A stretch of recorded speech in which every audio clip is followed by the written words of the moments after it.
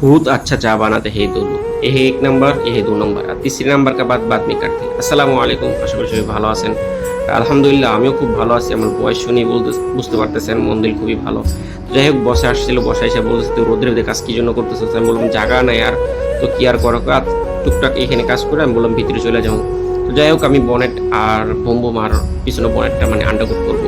তো তাড়াতাড়ি ওভেনের ভিতরে ঢুকে গেলাম আর প্রাইমারটা মেরে খাওয়া দাওয়া করে একটা নেশা পানি নিয়ে আসছি। আর নেশা পানি ছাড়া যে আমার চলেন এটা আপনারা ভালো করেই জানেন। তো যাই হোক বড় সেই কাজে লেগে গেছি।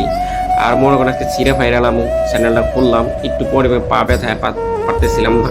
তো তারপর আরেকজন জুতা নিয়ে ভাই আবার বসাবসি শুরু করছি। তো যাই হোক একটু পর দেখবেন একজন চা নিয়ে আসবে পাকিস্তানি।